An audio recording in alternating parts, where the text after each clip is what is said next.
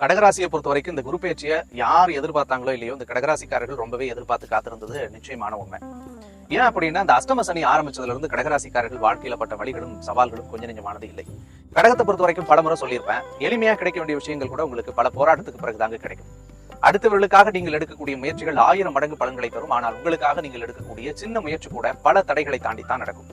அது கல்வியில தொடங்கி, வியாபாரத்துல தொடங்கி, திருமணத்துல தொடங்கி, புத்திர வாக்கியத்துல தொடங்கி, குழந்தைகளுடைய எதிர்காலத்துல தொடங்கி, அல்லது தொழில்முறை சார்ந்த விஷயத்துல தொடங்கி, அல்லது வேலையில கிடைக்கிற ப்ரமோஷன்ல இருந்து, சேலரி இன்கிரிமெண்ட்ல இருந்து, ஏன் துணி எடுக்க போனா கூட சரி, அடுத்தவங்களுக்குன்னா ஈஸியா கிடைச்சிடும், உங்களுக்குன்னு சொல்லும்போது அதுல 1000 தடைகளை தாண்டி தான் கிடைக்கக்கூடிய அமைப்புகளை ஏற்படுத்தும். அதுக்கு காரணம் அது பொதுவாகவே கடகம் அப்படின்றது இயற்கையிலேயே இலகன மனசு உண்டு, எல்லாருக்கும் செய்யணும் அப்படின்னு நினைக்கக்கூடிய குணமும் உண்டு. அப்படி செய்யறதுனாலே என்னவோ தெரியல, கடவுள் நமக்கு 1000 சவால்களை கொடுக்குறாரு. கிட்டத்தட்ட அது அஷ்டம சனி ஆரம்பிச்சதுல இருந்து எதை இழக்கிறது அப்படின்னு தான் வாழ்க்கையில கேட்டுட்டு இருக்கணும். ஒண்ணு பொண்ணை இழக்கணும், அல்லது பொருளை இழக்கணும், அல்லது எதுக்கு இந்த வாழ்க்கை, கடவுள் நம்மள ஒரே வழியா கொண்டு போயிட்டா கூட நிம்மதியா போய் சேர்ந்துடலாமே அப்படின்னு நினைச்சு வாழ்ந்துட்டு இருக்கக்கூடிய கடகராசிக்காரர்கள் கூட பல பேர் உண்டு. அதுலயும் இந்த 10ல குரு வந்ததுல இருந்து குருவோட பலனே பூரணமா கிடையாதுங்க. 10ல குரு வந்தா கேள்விப்பட்டிருப்போம், ஈசனார் ஒரு 10லே திருவொற்றிலே இறந்துள்ளது. பொருளாதாரத்துல கடுமையான நெருக்கடிகளை கொடுத்திருக்கும். என்னங்க நான் கையில காசு வச்சிருக்கேன் இப்ப அப்படின்னு சொன்னா கூட கடந்த ஒரு வருட காலத்தில் ஒரு 4வது 10 ரூபாய் யாத்தையாவது எதிர்பார்த்து நிற்கக்கூடிய காலத்தை இந்த சூழல் ஏற்படுத்தும். 10ல குரு வரும்பொழுது ஒண்ணு பட்டத்தை இழக்கணும், அல்லது பதவியை இழக்கணும், அல்லது பேரை இழக்கணும், அல்லது புகழை இழக்கணும்னு சொல்லுவாங்க. இன்னைக்கு ஒரு வேலையில இருந்தீங்கன்னா கூட அந்த வேலையில 1000 சூழ்ச்சி வந்திருக்கும். கடந்த ஒரு வருஷத்துல எப்படியாவது இந்த வேலையை விட்டு அவனை தூக்கலாம், அல்லது ஒரு பொறுப்புல இருந்தீங்கன்னா எப்படியாவது இந்த பொறுப்புல இருந்து உங்களை காலி பண்ணலாம்னு பாத்துருவாங்க. ஒரு நல்ல பதவியில இருக்கக்கூடியவர்களுக்கு அந்த பதவியில 1000 அழுத்தமும் 1000 பிரச்சனைகளும் 1000 சிக்கல்களும் கடகராசிக்கு ஏற்பட்டிருக்கும். ஒரு நல்ல துறையில இருக்கன்னா அந்த துறையில இருந்து மாத்திக்கிட்டு ஓடிடலாமா அப்படின்னு நினைக்கக்கூடிய அளவுக்கு அந்த கடகராசிக்காரர்களுக்கு ஒரு பெரிய அழுத்தத்தை கொடுக்கும். அல்லது வேலையிலே ஒரு சம்பளத்துல கூட பெருசா ஒரு சூழ்நிலைகளை ஏற்படுத்திருக்காது. அல்லது ஒரு நல்ல வேலை செய்யற சாமி, எனக்கு 10 ரூபா சேவிங்ஸ் கிடையாதுங்க, 10 ரூபா கடன் வாங்கி தான் இன்னும் நான் செலவு பண்றேன் அப்படின்னு சொன்ன கடகராசிக்காரர்கள் கூட பல பேர் இந்த காலகட்டத்தில் கொடுத்து. அதுக்கு காரணம் அந்த 10ல குரு அப்படின்றது கடகராசிக்காரர்களுக்கு பொருளாதார ரீதியா பணம் சார்ந்த விஷயங்கள்ல கடுமையான சவால்களை கொடுத்தார். ஒரு நாளாவது கடங்காரனா வாழணும்னு சொல்லுவாங்க கடகராசியில பிறந்திருந்தா கடந்த ஒரு 12 மாசத்துல. அப்படிப்பட்ட உங்களுக்கு மே மாசம் 1ஆம் தேதி அன்னைக்கு குரு பகவான் 11வது இடம் சொல்லக்கூடிய லாபஸ்தானத்துல வராருங்க. லாபத்துல குரு வர்றது கடகராசிக்கு ஒரு பெரிய பலம் தரக்கூடியதாக இருக்கும். குறிப்பா முதல் விஷயமா பணம் சார்ந்த விஷயத்துல இருக்கக்கூடிய பல தடைகள் எல்லாமும் விலகும். ரொம்ப நாளா எதிர்பார்த்த பணம் வரும். கடன் சுமையில மாட்டிட்டு இருக்கிறவங்களுக்கு எல்லாம் அந்த கடனை அடைக்கிற அளவுக்கு கடவுள் ஒரு நல்ல வளர்ச்சியையும் வழியையும் காட்டுவாரு. ஒரே நாள்ல நீங்க வச்சிருக்கிற 10 கோடி கடன் அடைஞ்சிடும் நான் சொல்ல மாட்டேன். அந்த 10 கோடி கடனை அடைப்பதற்குரிய ஒரு அற்புதமான வழியை இந்த குரு பயிற்சி மே 1ல இருந்தே காட்டும். கண்டிப்பா அந்த வழியை நீங்க ஃபாலோ பண்ணி அதுல இருந்து நீங்க மீண்டும் வருவீங்க, கவலைப்படாதீங்க. அதே மாதிரி 11ல குரு வர்றது ஒரு பக்கம் லாப குரு அப்படின்னு சொன்னா கூட குருவோட பலன் கடகராசிக்கு வருது.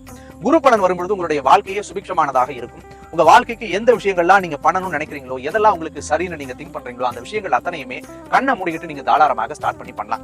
அது திருமணத்துல தொடங்கி, பிள்ளைகளுக்கு எடுக்கக்கூடிய முயற்சிகள்ல தொடங்கி, மண்ணோ மனையோ வீடோ அல்லது சுபகாரியம்னு நீங்க எதெல்லாம் சொல்றீங்களோ அது எல்லாத்தையுமே கண்ணை மூடிட்டு தாராளமாக நீங்க ஸ்டார்ட் பண்ணலாம் மே மாசம் 1ஆம் தேதிக்கு பிறகு.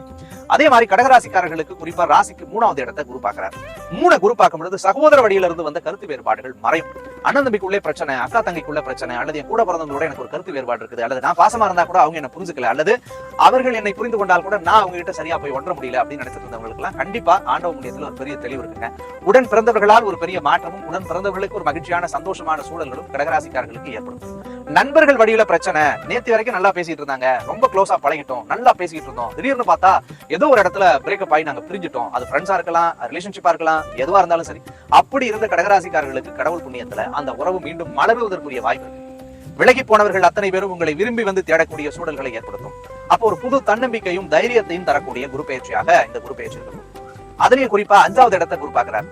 5வது இடம் அப்படின்னு எடுத்துக்கிட்டோம்னாலே பஞ்சமஸ்தானம், பூர்வ புண்ணியஸ்தானம். பூர்வ புண்ணியஸ்தானத்தை குரு பார்க்கும்போது அந்த மூதாதையர் வழியில இருக்கக்கூடிய கர்ம தோஷத்தினுடைய பலன்கள் விலகும். குறிப்பா ஒரு கர்மா இருக்குங்க, எனக்கு முன்ஜென்ம கர்மா இருக்கு, ஃபேமிலியிலேயே எங்களுக்கு ஒரு பிரச்சனை வந்துகிட்டே இருக்கு, சில குடும்பத்துல எல்லாம் இருக்கும், பிள்ளைகளுக்கு ஏதாவது ஒரு வம்சத்துல குழந்தை பாக்கியம் தடப்படும், அல்லது திருமண வாழ்க்கையே ஒரு கேள்விக்குறியா இருக்கும், அல்லது ஊனமா குழந்தை பிறப்பாங்க, அல்லது கணவன் மனைவி வந்து ஒரு அண்டர்ஸ்டாண்டிங்கே இருக்க மாட்டாங்க. இது ஜெனரேஷனா வரும், நம்ம ஃபேமிலியில யாராவது அப்படி இருக்கும். அந்த மாதிரி இருக்கக்கூடியவர்களுடைய பிரச்சனைகள் எல்லாமே சரியாகும். 2வது குலதெய்வ வழிபாடு, குலதெய்வத்தினுடைய அனுகூலமும் உங்களுக்கு 100% பலனை தரும். நிறைய கோயில் போயிட்டோம், நிறைய சாமி கும்பிட்டேன், நிறைய பரிகாரம் பண்ணேன், நிறைய ஜோசியத்தை பார்த்துட்டு வந்துட்டேன், ஆனாலும் ஒண்ணுமே நடக்கல எனக்கு அப்படின்னு புலம்பிட்டு இருந்த கடகராசிக்காரர்களுக்கு எல்லாம் கடவுள் புண்ணியத்துல 100 மடங்கு வெற்றி. அதாவது நீங்கள் கடந்த காலகட்டங்களில் இறைவனுடைய பாதத்தை ஆழமாக பிடித்து அழுவர்களாக இருந்தீர்கள் என்றால் சத்தியமாக மே 1ஆம் தேதிக்கு பிறகு நீங்கள் விரும்பிய அத்தனையும் கடவுள் கண்டிப்பாக கொடுப்பார்.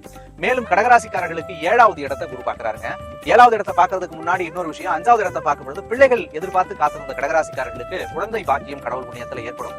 அல்லது திருமண வயசுல குழந்தைங்களை வச்சுட்டு அந்த குழந்தைங்களுக்கு கல்யாணம் பண்ணணும்னு நினைச்சிட்டு இருக்கக்கூடியவர்களுக்கு எல்லாம் கண்டிப்பா அந்த திருமண சுப பிராப்தங்கள் கூடி வரக்கூடிய அனுகூலத்தை ஏற்படுத்தும். ஒரு திடீர் மாற்றம், திடீர் வளர்ச்சி, திடீர் அதிர்ஷ்டம் உங்களுக்கு கண்டிப்பா மே 1ஆம் தேதிக்கு பிறகு தானாவே தேடி வரக்கூடியதாக இருக்கும். மேலும் கடகராசிக்கு 7வது இடத்தை குரு பார்க்கிறது திருமண வாழ்க்கையில இருந்து வந்த தடைகளை எல்லாத்தையும் விளக்கும். கடந்த காலகட்டங்களில் கிட்டத்தட்ட ஒரு 3-4 வருஷமாவே கல்யாண வாழ்க்கையை எதிர்பார்த்து காத்திருக்கக்கூடிய கடகராசிக்காரர்களுக்கு திருமண பாக்கியம் தானா கூடி வரும். சுபகாரியங்கள் எல்லாமே நல்ல விதமான ஒரு முன்னேற்றத்தை ஏற்படுத்தும். மனசுக்கு பிடிச்ச மன வாழ்க்கை கிடைக்கும். காதலிப்பவர்களுக்கு காதல் கைகூடி அந்த காதல் திருமணத்துல முடியக்கூடியதாக இருக்கும். கல்யாணம் ஆகி கணவன் மனைவிக்குள்ள அந்த அஷ்டம சனி ஆரம்பிச்சதுல இருந்தே சண்டை, சச்சரவு, பிரச்சனை, பிரிவு, புரிதல் இல்லாத தன்மை அப்படின்னு நினைக்கக்கூடியவர்களுக்கு எல்லாம் கணவன் மனைவிக்குள்ள ஒற்றுமையும் அன்பும் பாசமும் காதலும் மேலோகக்கூடியதாக இருக்கும். திருமணமாய் விவாகரத்து வரைக்கும் போயிருந்தவங்க கூட திரும்ப ஒன்னும் சேர்ந்து வாழக்கூடிய வாய்ப்பை இந்த குரு பயிற்சி ஏற்படுத்தும். அப்படி இல்லைங்க நான் விவாகரத்து வாங்கிட்டேன் சாமி, அடுத்த வாழ்க்கை எனக்கு அமையுமா அப்படின்னு நினைச்சிட்டு இருக்கக்கூடிய கடகராசிக்காரர்களுக்கு நிச்சயமாக உங்களுக்கு மனசுக்கு பிடிச்ச மாதிரியே ஒரு மறுவாழ்வு அமையறதுக்குரிய வாய்ப்பு 100% இருக்கு. கொடுக்கல் வாங்கல இருக்கக்கூடிய பிரச்சனைகள் தீரும். கோர்ட்டு கேஸ் வம்பு வழக்குகள் உங்களுக்கு சாதகமாக மாறும். அதை தாண்டி நம்மளை யாருமே புரிஞ்சுக்கலையே அப்படின்னு நினைச்சு சோர்ந்து போயிருந்த கடகராசிக்காரர்களுக்கு நிச்சயமாக உங்களை புரிந்து கொண்டு வாழக்கூடிய வாழ்க்கையை கடவுள் உங்களுக்கு கொடுப்பார். அதை தாண்டி கடகத்துக்கு 9ல ராகு இருக்குது, 8ல சனி இருக்கு. 8ல சனி இருக்கும் போது மட்டும் கொஞ்சம் 3வது நபர்கள்ட்ட பேசுறது பழகுறது ஜாகிரதையா இருங்க. புதுவித காதல் மலரும். அதை எப்படி வேணாலும் வச்சுக்கோங்க. அந்த காதலை அது நல்ல காதலாக இருக்கலாம், தவறுதலான காதலாக கூட இருக்கலாம். அது எந்த விதத்திலையும் உங்களை பாதிக்காத வேணா பாத்துக்கோங்க. ஏன் அப்படின்னா 8ல சனி இருக்கும் பட்சத்துல ஒரு தேவையில்லாத சொல்லு வரும், தேவையில்லாத பழி வரும், தேவையில்லாத வம்பு வரும், தேவையில்லாத வழக்கு வரும், தேவையில்லாத அசிங்கம் வரும். இதுல இன்டைரக்டா நான் சொல்லிட்டேன், அதுல நீங்க புரிஞ்சுப்பீங்கன்னு நான் நம்புறேன். அதுல மட்டும் கொஞ்சம் கவனமா இருங்க. 2வது 9ல ராகு இருக்கிறதுனால அப்பாவோட உடல் நலத்துல கொஞ்சம் கவனம் செலுத்துவது நல்லது. அவங்க கிட்ட கொஞ்சம் விட்டு கொடுத்து போங்க. அப்பாட்ட எதிர்த்து பேசுறதோ, அவங்கள்ட்ட போய் அவங்க கருத்துக்களுக்கு மதிப்பு இல்லாம அவங்களை காயப்படுத்துறதோ தயவு கொடுத்து வேணாம். அப்படி ஏதாவது செஞ்சீங்கன்னா அதுவே உங்களுக்கு ஒரு பெரிய கர்மாவா மாறி உங்களுக்கு வாழ்க்கையில கடும் தொந்தரவுகளை தரும். மேலும் 10ல இருக்கக்கூடிய குரு விலகி 11க்கு வர்றதுனால பணம் சார்ந்த விஷயங்கள்ல வளர்ச்சி, வேலையில டிரான்ஸ்பரை எதிர்பார்த்து காத்திருந்தவங்க எல்லாம் மே 1க்கு அப்புறம் தானா வேலையில மாற்றம் வந்தே தீரும். வேலையில சேஞ்ச் வேணும்னு நினைச்சவங்க, ப்ரமோஷன் வேணும்னு நினைச்சவங்க, சம்பளம் அதிகமா வேணும்னு நினைச்சவங்க, அல்லது டிரான்ஸ்பர் வேணும்னு நினைச்சவங்க, அல்லது வேற நாட்டுக்கே போகணும்னு நினைச்சவங்க, அல்லது வேற கம்பெனி மாறணும்னு நினைச்சவங்க எல்லாருக்கும் கடவுள் புண்ணியத்துல ஒரு பெரிய மாற்றத்தை தரதுக்காகவே மே மாசம் 1ஆம் தேதி அன்னைக்கு குரு பகவான் கடகராசிக்கு வருகிறார் அப்படின்னே சொல்லுவேன். தெய்வ வழிபாடும் தூரதேச பிரயாணங்களும் உங்களுடைய வாழ்க்கைக்கு ஒரு பெரிய வெற்றியை தரக்கூடியதாக இருக்கிறது.